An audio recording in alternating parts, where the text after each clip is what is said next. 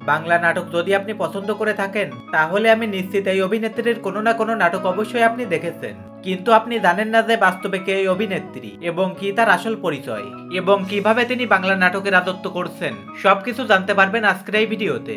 এজন্য ভিডিওটি স্কিপ না করে সম্পূর্ণ দেখতে থাকুন। তো প্রথমেই চলুন ছোট পর্দার এই জনপ্রিয় অভিনেত্রীর আসল পরিচয়টা জেনে আসি। তার পুরো নাম হলো সাবেরি আলম মোতাহের, তবে তিনি সাবেরি আলম নামে প্রায় সর্বক্ষেত্রে পরিচিত।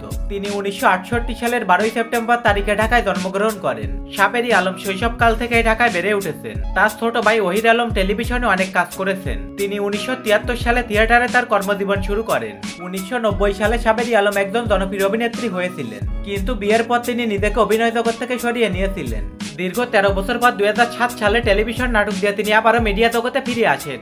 নাটকের পাশাপাশি তিনি প্রায় 20টি চলচ্চিত্রে অভিনয় করেছেন। তিনি মধুমতি চলচ্চিত্রে চমৎকার অভিনয় দেখিয়েছিলেন, সেখান থেকেই তার জনপ্রিয়তা আকাশচুম্বী হয়ে উঠেছিল। তার উল্লেখযোগ্য চলচ্চিত্রের মধ্যে অন্যতম হচ্ছে মধুমতি, যদি একদিন, মনের মানুষ পাইলাম না, হেরে যাবার গল্প, বিদ্রোহী এবং সর্বশেষ বাজি। চলচ্চিত্রের তুলনায় নাটকে তিনি বেশি কাজ করে গেছেন। বর্তমান সময়ে এসেও তার অভিনীত নাটকগুলো সোশ্যাল মিডিয়াতে মিলিয়ন মিলিয়ন ভিউ অর্জন করছে। বর্তমানে বেশিরভাগ নাটকে তাকে মায়ের চরিত্রে অভিনয় করতে দেখা যায়। তার উল্লেখযোগ্য নাটকগুলোর মধ্যে অন্যতম হচ্ছে বর্ণালী একাকিত্ব, ফ্যামিলি ডিস্টেন্স, অব্যক্ত অনুভূতি সহ ইত্যাদি নাটক। সাবেরি আলম 2019 সালে ভাষা আন্দোলন, মুক্তিযুদ্ধ ও দেশপ্রেম বিষয়ক নাটকে অসাধারণ অভিনয় দেখিয়ে আরটিভি স্টার অ্যাওয়ার্ড ও শ্রেষ্ঠ অভিনেত্রীর পুরস্কার পেয়েছিলেন। তো এবার চলুন সাবেরি আলমের বৈবাহিক জীবন সম্পর্কে জেনে আসি। সাবেরি আলম আবু নাদিম মোতাহেরকে বিয়ে করেছিলেন।